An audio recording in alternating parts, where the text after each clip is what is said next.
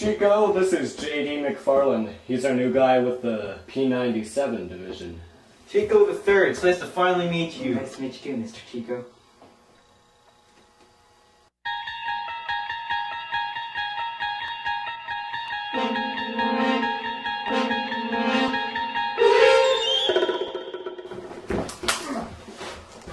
What?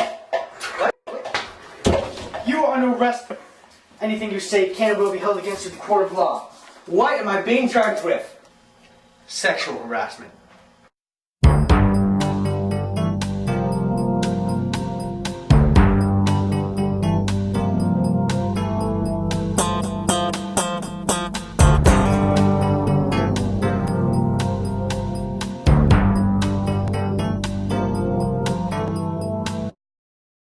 Cheeko, now despondent and guilty of shaming his family, is found in custody of the local police department. Mr. Cheeko, you've been charged with sexual harassment against J.D. Mcfarlane. Now, my friend Bob, he's not a nice person. So we can do this the hard way, or we can do this the easy way. You can't interrogate me. You always choose the hard way.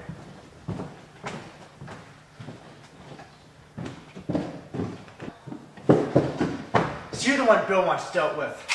Wait, are you Bob? Yes, and it's my duty to inform you that you have the right to retain and instruct counsel without delay. Do you understand? Wait just a minute. He doesn't need to answer anything until his lawyer is present. Yeah. Wait, you are my lawyer. Look, Pig, my client has his rights, and we're going to be seeing you in court. Don't make me get Bob in here. You are Bob. With legal aid now intact, Cheeko realized that perhaps his lawyer could save him, and thus his esteem rose. A summoning to the court in the form of an appearance notice was the only thing remaining. Here's your appearance notice. Thank you. Due to an anomaly in Cheeko's citizenship papers, he was kept in jail overnight. Under suspicion that Bob may have caused this flaw, Cheeko's lawyer arrived the next morning to have him sign a recognizance, a paper which releases the accused from custody, yet ensures their appearance in court. Finally, I'm free. Not so fast. According to Section 11 of the Charter, the accused, that's you, has a right to reasonable bail. Bail. Bail, indeed. If you have any money whatsoever, you can use it to release yourself without a trial. I think I'll call my grandpappy. Cheeko, attempting to reunite ties with his only remaining relative, forgets one major detail. My grandpappy's dead! No! Well, the preliminary hearing is tomorrow. It's best that we gather what evidence we can.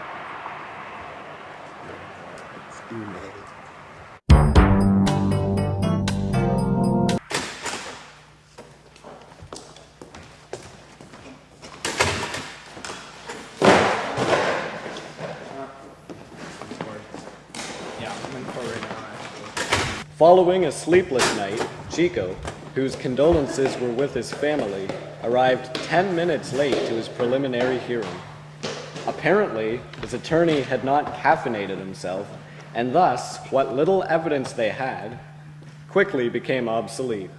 Cheeko the Third, you have been summoned here under charges of sexual harassment. How do you plead your case? I plead guilty. Plead non-guilty. I changed my mind. We're pleading non-guilty. All right. I'll allow the prosecution to present any evidence they may have obtained. J.D. Mcfarlane, who long lived the life of a shoes salesman, was now caught as the prosecutor against Cheeko. Whatever anger this man had was vented through his attorney, the prosecution guy. Prosecution guy, do you have any evidence to support you or your client? We do have evidence, Your Honor, and it comes in the form of a tape that was at the scene of the crime. As you can see, my client was clearly harassed. Clearly, he was coming out of the washroom. His hands were full of God knows what. He didn't wash his hands.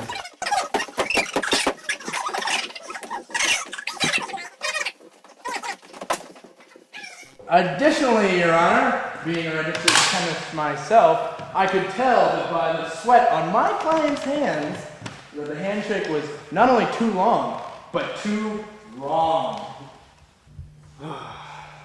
prosecution's evidence is sufficient. We'll have another trial tomorrow, 24 hours for Mr. Cheeko and 12 hours for jury selection. That's half a day. Adjourned. While certain minds were laid to rest, the office of the Honorable Fitzgerald Dlereg was busy randomly selecting citizens for jury duty. This is rich. 12 hours later, Cheeko found himself on a street corner, wondering whether or not he'd left the oven on. At the same moment, the town bus passed his stop, causing Cheeko to be late yet again. Good thing you're here. We've already chosen 5 members for the jury. Okay, now we're about to choose the 6th one. But the point is, we have to choose this final guy. I already saw like the policeman and the construction guy, and they're good. Okay, but aren't there supposed to be 12 members of a jury? These 6 had nothing to do today. Okay. Wait! Judge! Aren't there supposed to be 100 randomly selected names of whom we choose? We will now take the 6th and final juror to the stand. And Igor Guzenko.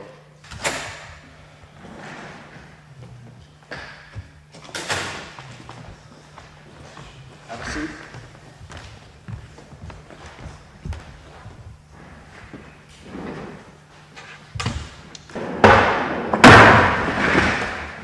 Mr. Guzenko, do you have any relationship to the man standing, sitting, whatever the heck he's doing right behind me? Mr. Cheeko? Where I come from, you are related to nobody.